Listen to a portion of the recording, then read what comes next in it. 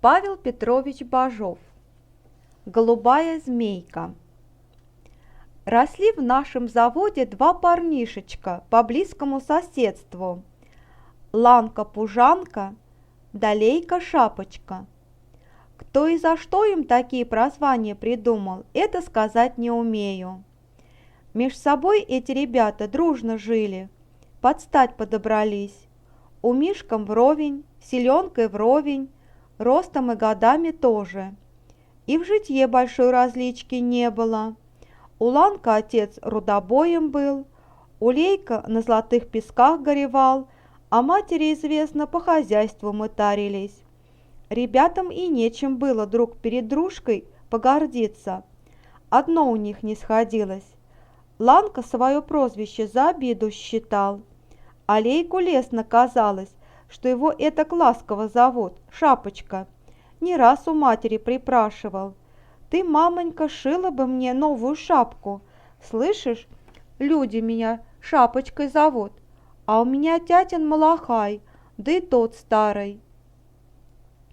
Дружбе ребячей это не мешало. Лейка первый в драку лез, коли кто обзовет Ланка пужанком. «Какой он тебе, пужанка? Кого испугался?» Так вот и росли парнишечки редком да лотком. Рассорки, понятно, случались, да ненадолго. Промигаться не успеют, опять вместе. И то у ребят вровень пришлось, что оба последними в семьях росли. Повольготнее таким-то. С малыми не водиться. От снегу до снегу домой только поесть да поспать прибегут. Мало ли в ту пору у ребят всякого дела. В бабки поиграть, в городки шариком, порыбачить тоже, покупаться, за ягодами, за грибами сбегать, все горочки облазить, пенечки на одной ноге обскакать.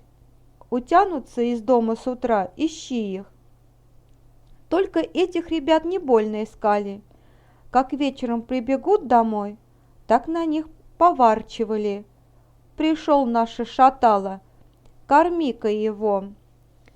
Зимой по-другому приходилось. Зима, известно, всякому зверю хвост подожмет и людей не обойдет.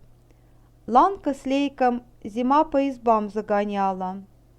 Одежонка, видишь, слабая, обувка жиденькая. Недалеко в них ускочишь. Только и хватало тепла из избы в избу перебежать. Чтоб большим под руку не подвертываться, забьются оба на палате, да там и посиживают.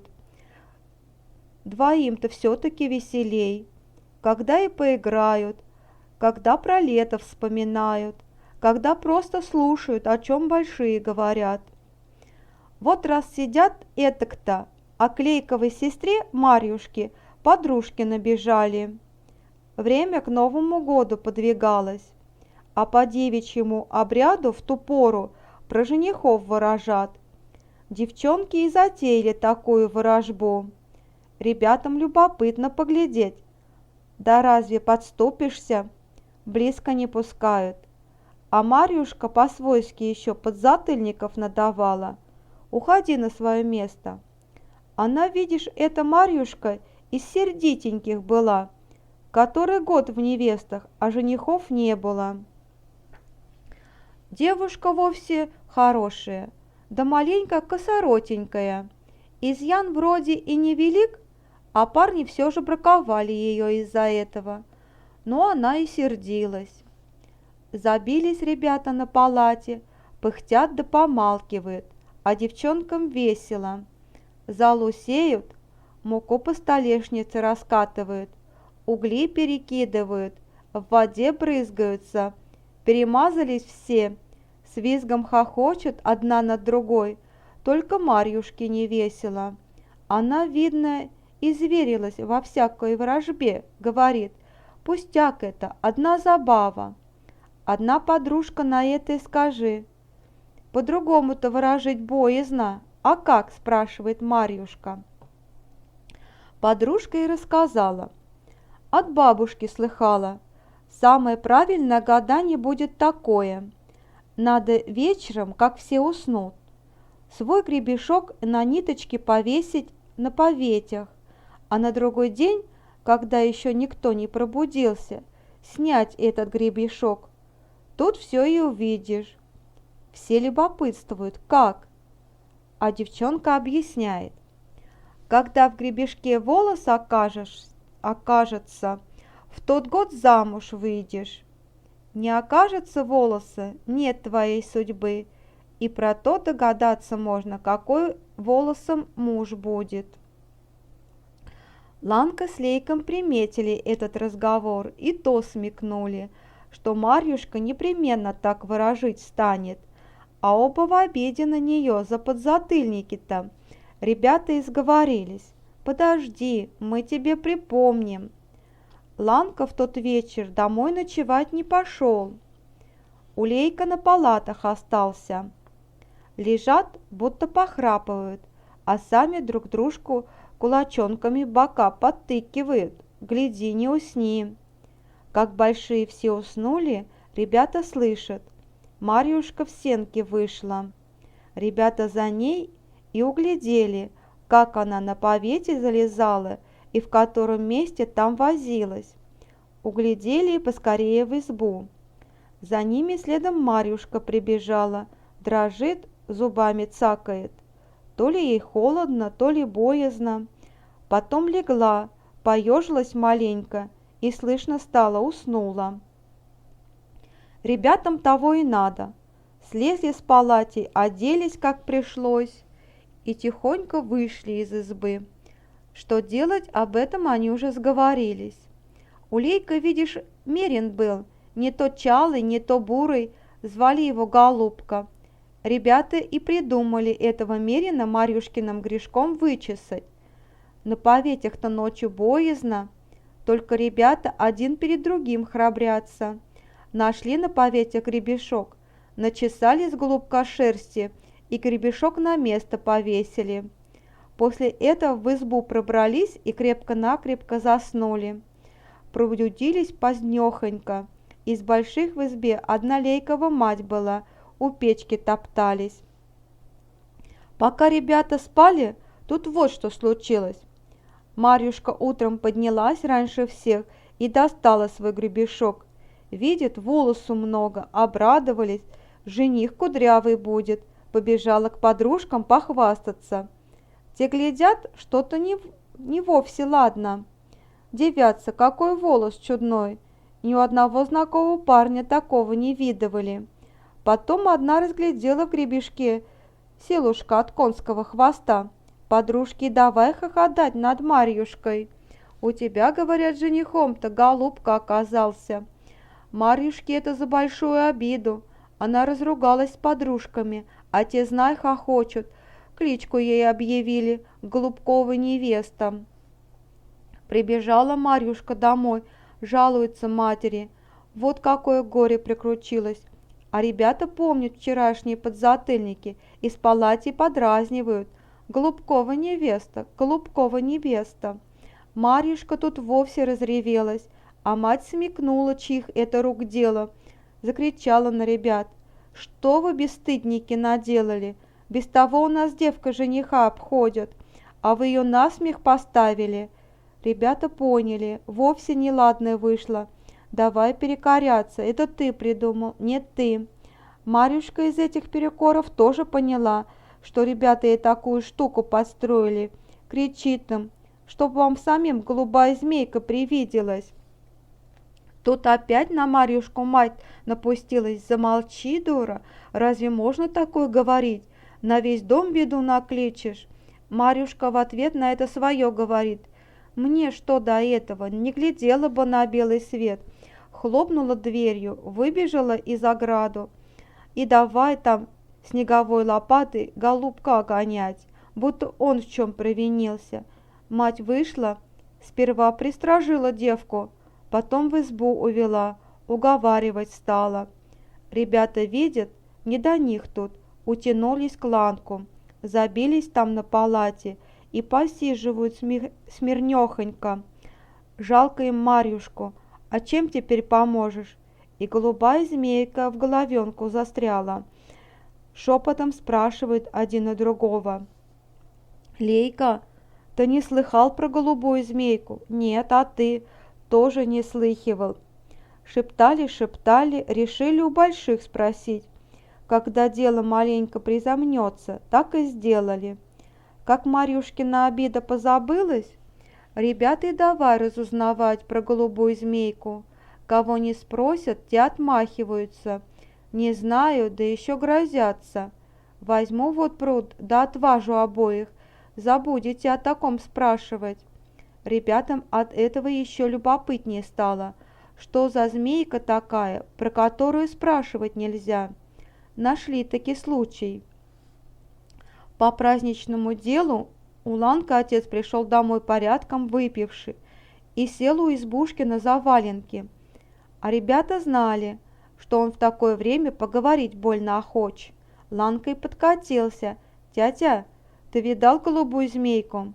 Отец, хотя сильно выпивший был, даже отшатнулся, потрезвел и заклятие сделал. «Чур-чур-чур! Не слушай, наша избушка Хороменко, не тут слово сказано». Пристражил ребят, чтоб на предки такого не говорили, а сам все-таки выпивший, поговорить-то ему охота. Посидел так, помолчал, потом и говорит: «Пойдемте на бережок, там свободнее про всякое сказывать». Пришли на бережок. Закурил Ланков отец трубку, оглянулся на все стороны и говорит: «Так и быть, скажу вам, а то еще беды наделаете своими разговорами. Вот слушайте. Есть в наших краях маленькая голубенькая змейка, ростом не больше четверти, и до того легонькая, будто в ней вовсе никакого весу нет. По траве идет, так ни одной былинки не погнется. Змейка эта не ползает, как другие, а свернется колечком, головенку выставит, а хвостиком упирается и подскакивает, да так бойко, что не догонишь ее. Когда она этак-то бежит, справа от нее золотая струя сыплется, а слева черная-причерная. Одному увидеть голубую змейку — прямое счастье. Наверняка верховое золото окажется, где золотая струя прошла, и много его, поверху большими кусками лежит. Только оно тоже с подвохом. Если лишку захватишь, да хоть капельку сбросишь, все в простой камень повернется. Второй раз тоже не придешь, потому место сразу забудешь. Но когда змейка двоим-троим, либо целой артели покажется, тогда вовсе черная беда. Все перессорятся и такими ненавистниками друг дружке станут, что до смертоубийства дело дойдет. У меня отец на каторгу ушел из-за этой голубой змейки. Сидели как-то артелью и разговаривали, она и покажись. Тут у них и пошла неразбериха. Двоих насмерть в драке убили, остальных 5 на каторгу угнали. И золота никакого не оказалось. Потому вот про голубую змейку и не говорят. Боятся, как бы она ни показалась при 2 либо 3. А показаться она везде может. В лесу и в поле, в избе и на улице.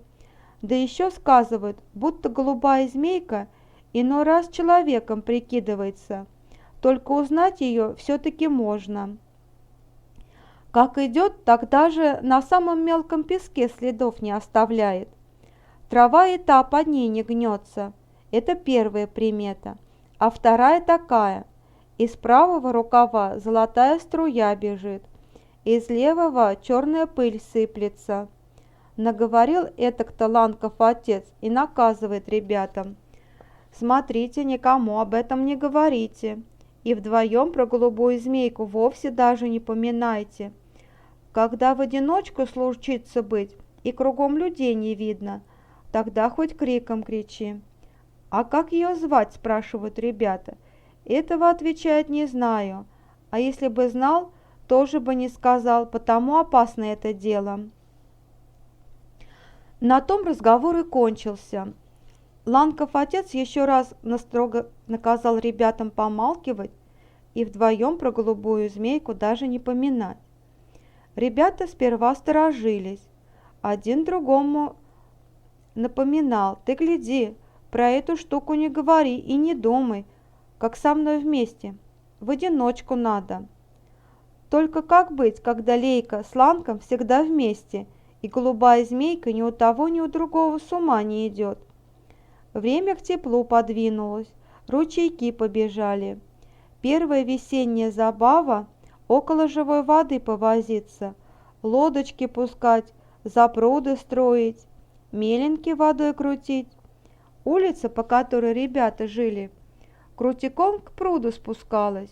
Весенние ручейки тут скоро сбежали, а ребята в эту игру не наигрались. Что делать? Они взяли по лопатке, да и побежали за завод. Там, дескать, из лесу еще долго ручейки бежать будут, на любом поиграть можно. Так оно и было. Выбрали ребята подходящее место и давай запруду делать. Да поспорили, кто лучше умеет. Решили на деле проверить, каждому в одиночку, вот и разошлись по ручью-то. Лейка пониже, Ланка повыше, шагов поди на полсотни. Сперва перекликались: «У меня, смотри-ка, а у меня, хоть завод строй». Ну, все-таки работа. Оба крепко занялись, помалкивают, стараются как лучше сделать. У Лейка привычка была что-нибудь припевать за работой. Он и подбирает разные слова, чтобы в склад вышло. «Эйка, эйка, голубая змейка, объявись, покажись, колесиком покрутись». Только пропел. Видит, на него с горки голубенькое колеско катится, до того легонькое, что сухие былинки и те под ним не сгибаются. Как ближе подкатилась, Лейка разглядел. Это змейка колечком свернулась, головенку вперед уставила, да на хвостике и подскакивает. От змейки в одну сторону золотые искры летят, в другую черные струйки брызжут. Глядит на это Лейка, а Ланка ему кричит: «Лейка, гляди-ка, вон она, голубая змейка!» Оказалось, что Ланка это же самое видел, только змейка к нему из-под горки поднималась. Как Ланка закричал, так голубая змейка и потерялась куда-то. Сбежались ребята, рассказывают друг другу, хвалятся: «Я и глазки разглядел, а я хвостик видел». Она им упрется и подскочит.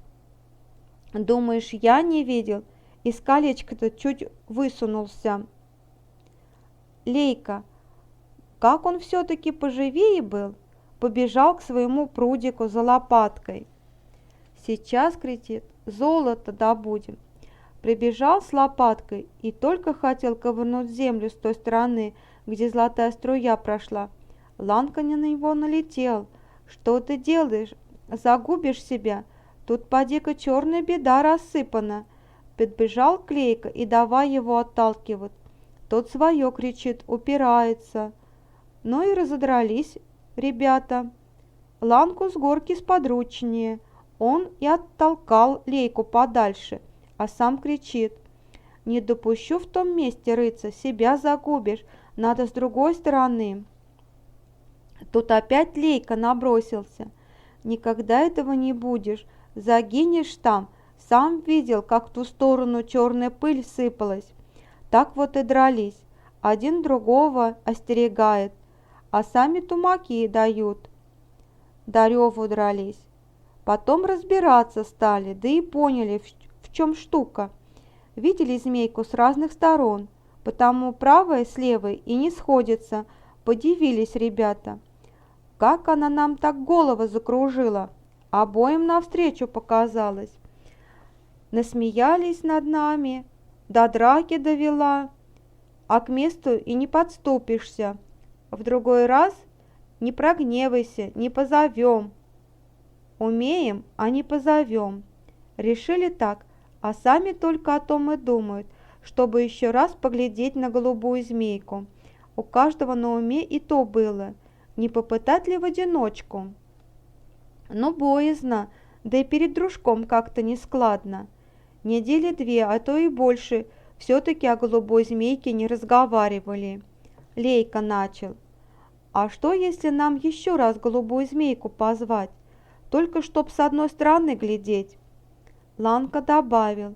И чтоб не драться, а сперва разобрать, нет ли тут обмана какого. Сговорились так, захватили из дома по кусочку хлеба да по лопатке и пошли на старое место. Весна в том году дружная стояла.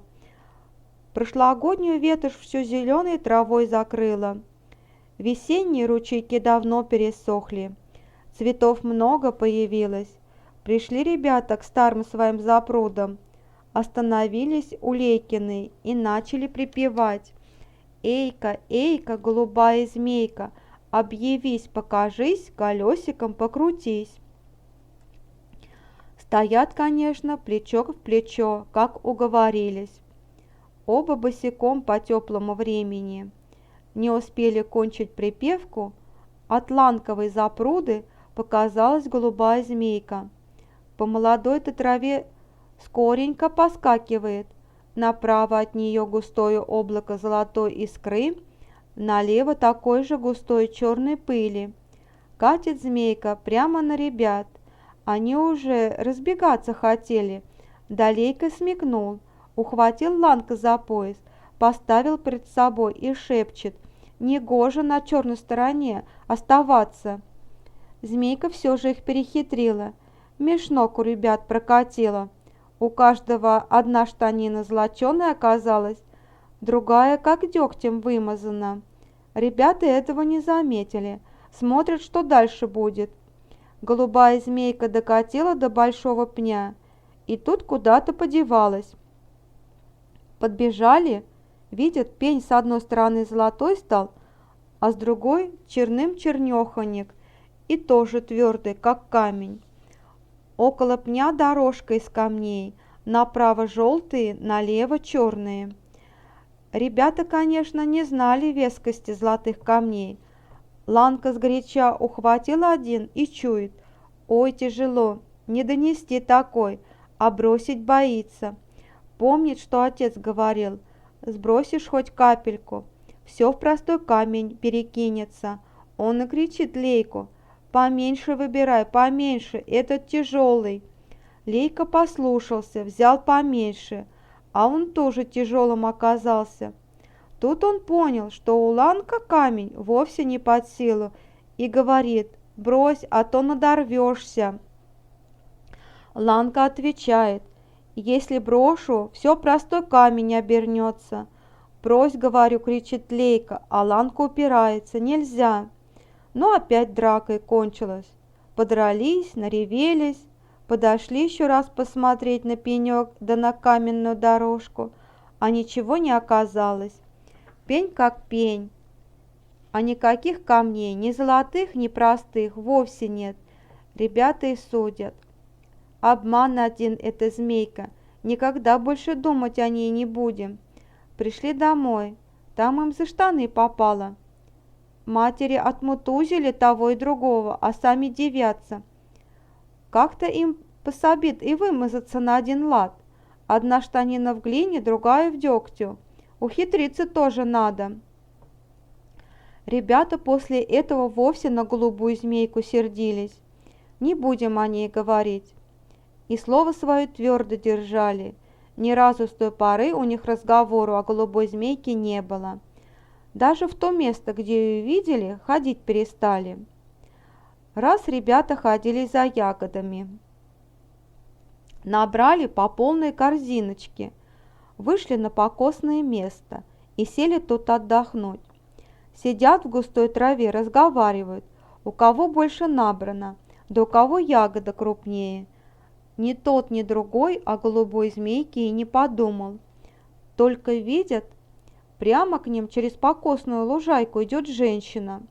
Ребята сперва этого в примету не взяли. Мало ли женщин в лесу в ту пору. Кто за ягодами, кто по покосным делам. Одно показалось им непривычным.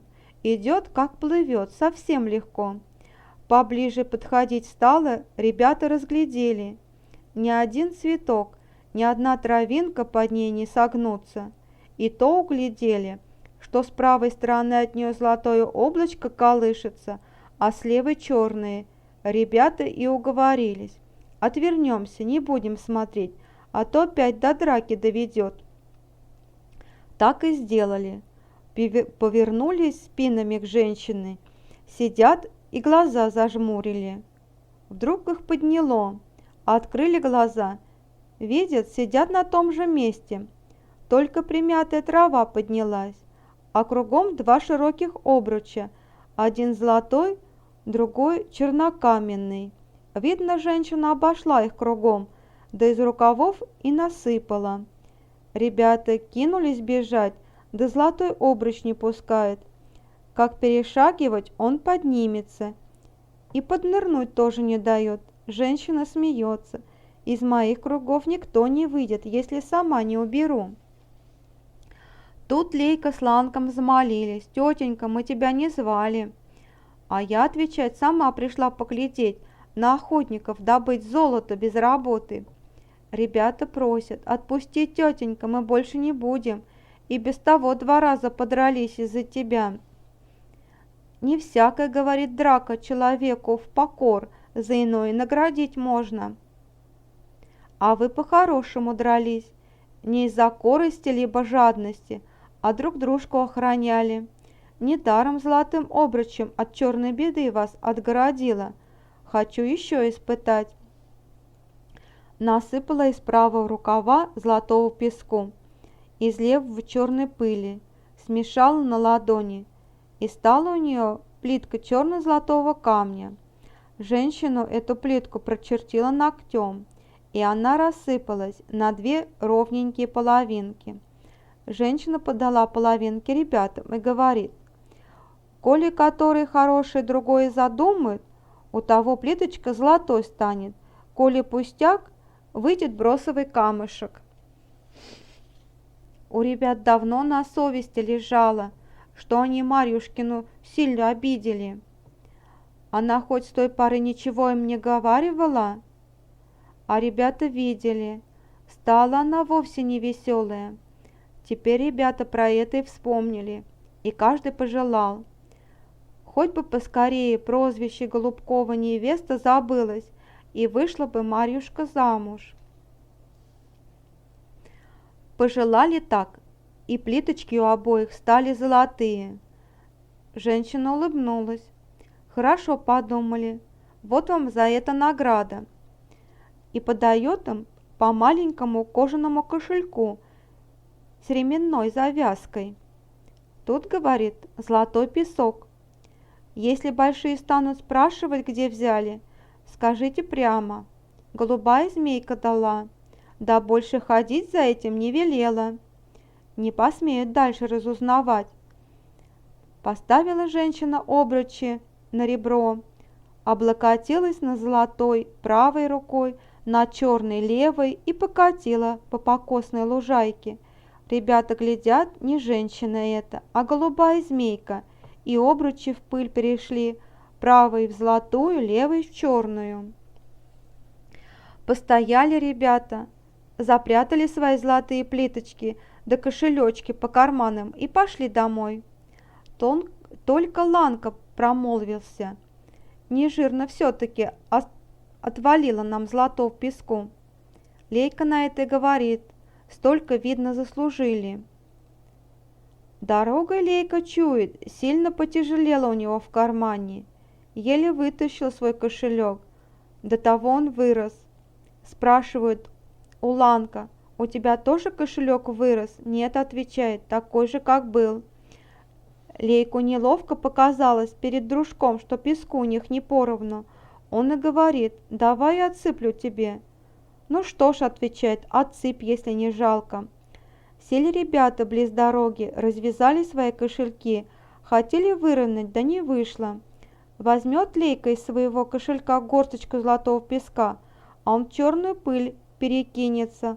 Ланка тогда и говорит: Может, все-таки опять обман? Взял щепотку из своего кошелька. Песок как песок, настоящий золотой. Высыпал щепотку Лейко в кошелек, перемена не вышла. Тогда Ланка и понял, обидела его голубая змейка за то, что пожадничал на даровщину. Сказал об этом Лейку, и кошелек на глазах стал прибывать. Домой пришли оба с полнехонькими кошельками, отдали свой песок и золотые плиточки семейным и рассказали, как голубая змейка велела. Все, понятно, радуются, а у Лейка в доме еще новость. К Марьюшке приехали сваты из другого села. Марьюшка веселехонько бегает, и рот у нее в полной исправе, от радости, что ли. Жених, верно, какой-то чубарый волосом, а парень веселый, к ребятам ласковый, скоренько с ним сдружились. Голубую змейку с той поры ребята никогда не вызывали, поняли, что она сама награды прикатит, если заслужишь, и оба удачливые в своих делах были. Видно, помнили их змейка, и черный свой обруч от них золотым отделяла.